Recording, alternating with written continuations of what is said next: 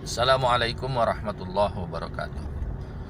Kali ini kita bicara tentang kriteria kebenaran. Jadi begini, filsafat dan juga seluruh perkembangannya, yakni menyangkut dengan tumbuhnya pengetahuan, sebenarnya ia muncul karena ada obsesi. Jadi filsafat itu sudah kita kaji, cinta kebenaran, cinta kearifan.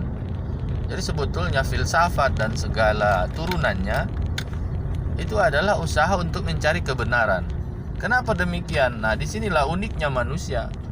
Karena manusia itu ingin hidup berada pada prinsip-prinsip kebenaran. Disinilah mulianya manusia ini.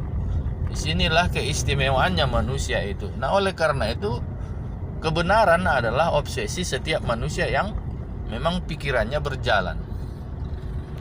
Nah, perlu kita pahami agar kebenaran itu tidak hal-hal yang sangat abu-abu bagi kita. Ini perlu dipahami kriteria kebenaran. Bicara tentang kriteria kebenaran, itu paling tidak ada 4 ya. Ini kalau Anda baca-baca buku filsafat ilmu, itu akan ditemukan ada 4 kriteria kebenaran. Yang pertama, kebenaran yang bersifat koheren. Yang kedua, kebenaran yang bersifat koresponden. Yang ketiga, kebenaran yang bersifat pragmatis. Nah, yang terakhir, yang keempat, kebenaran yang bersifat religius. Nah, ini kenapa dibeda-bedakan? Ya tentu sifat memperoleh dan memandangnya. Ini yang membedakan itu, termasuk sumbernya. Nah, kita bahas yang pertama, kebenaran koheren. Koheren, ya sesuai dengan makna dasarnya, koheren itu kan berkaitan, berhubungan, bertalian, koherensi, ada hubungan, ada korelasi. Jadi kalau kita menyampaikan pernyataan saat ini,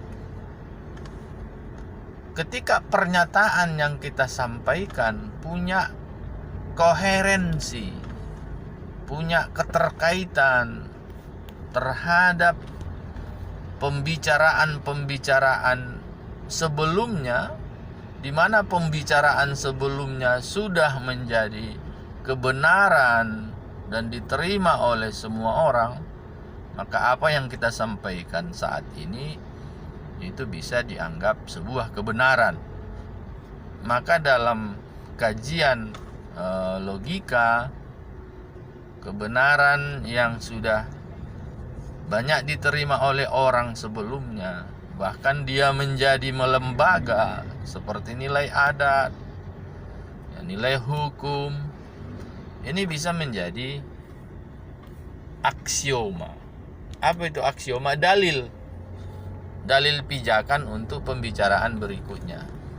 Sehingga apa yang kita sampaikan saat ini, ketika kita landaskan atau berkaitan dengan prinsip-prinsip yang ada sebelumnya, nah itu sudah menjadi kebenaran. Nah, inilah kebenaran yang pertama. Sebagai contoh,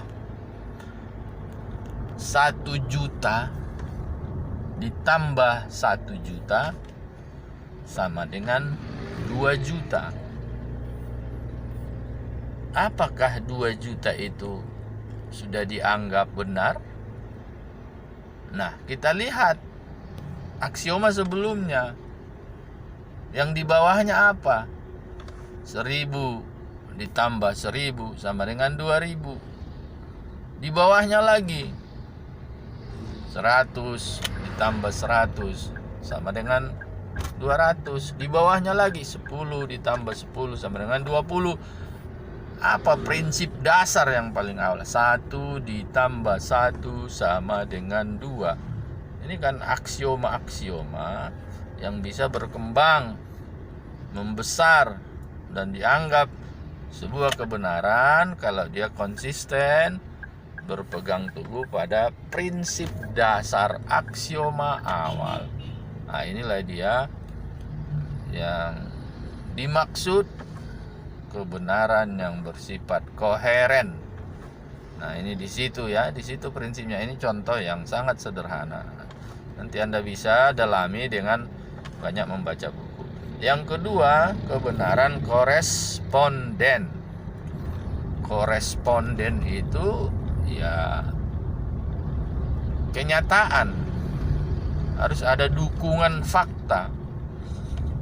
Nah, apa yang kita sampaikan saat ini memang didukung kenyataan di lapangan. Makanya dunia pers itu, wartawan itu memberitakan sesuatu, dia dianggap bohong, malah bisa dituntut itu kalau memang tidak didukung oleh fakta.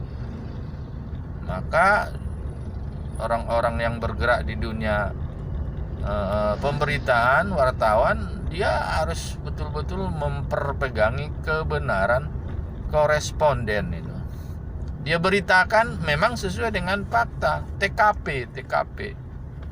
Pak polisi pun ketika ada aduan masyarakat, dia langsung ke TKP melihat umpamanya pelanggaran lalu lintas, kecelakaan lalu lintas, dia langsung ke TKP, tempat kejadian perkara. Jadi ini koresponden. Contohnya ibu kota Kabupaten Mandailing Natal adalah Panyabungan. Nah, kalau disebut tempat lain, umpamanya Siabu, itu kan tidak koresponden, tidak didukung oleh kenyataan. Nah, kalau tidak didukung oleh kenyataan, maka dia dianggap tidak benar. Jadi kebenaran itu ada yang sifatnya omongan, tulisan, pembicaraan sesuai dengan fakta. Jadi dia faktual, objektif, kenyataan. Nah, ini jadi di luar itu tidak lagi disebut kebenaran. Kalau tidak sesuai ngomongan dengan fakta, itu namanya bohong, asbun, tidak benar. Yang ketiga, kebenaran pragmatis, praktis. Nah, ketika ada pernyataan, ketika ada buah pikiran, tapi tidak sesuai dengan pragmatisnya, omongan kita itu tidak berguna dalam kehidupan sehari-hari secara praktis,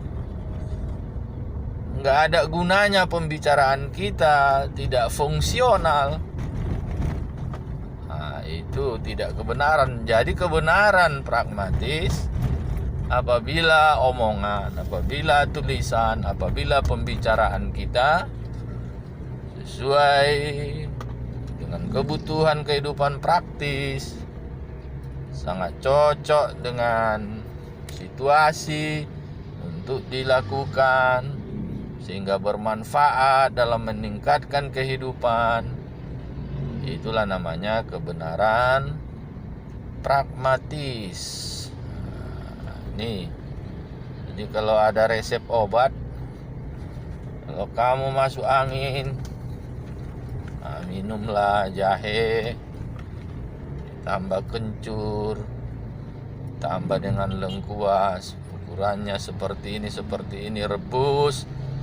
Nah, 2 gelas, tinggal 1 gelas lagi setelah mendidih. Nah, dinginkan, minumlah hangat-hangat. Nah, ternyata angin itu keluar, perut lapang.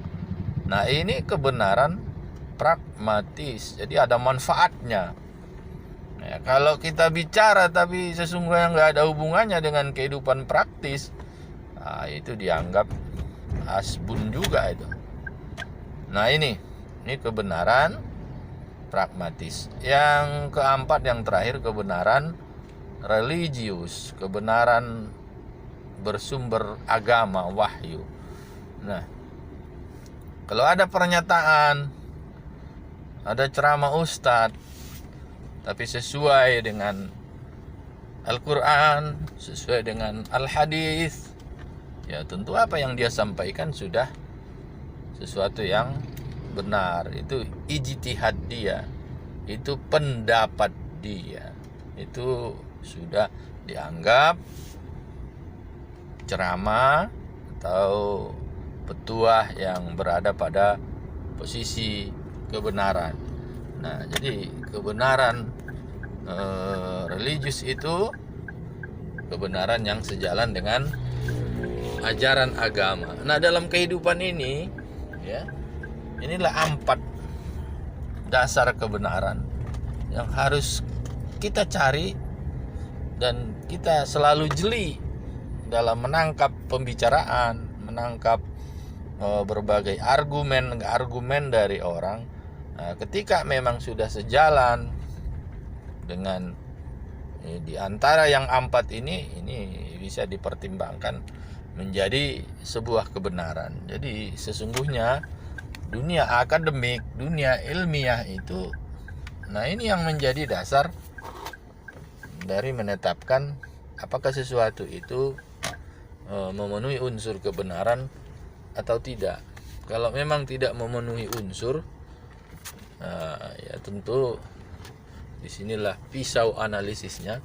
Disinilah kita bisa melihat tentang buah pikiran orang, apakah menyentuh kebenaran atau memang hanya sekedar berbual-bual. Jadi ada 4 kriteria kebenaran yang harus diperpegangi dan dianalisis dalam setiap ulasan pendapat dari orang.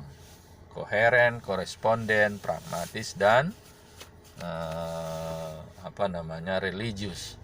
Saya kira ini mudah-mudahan bermanfaat untuk tambahan dalam pengembangan pemahaman kita mendalami filsafat ilmu ini. Assalamualaikum warahmatullahi wabarakatuh.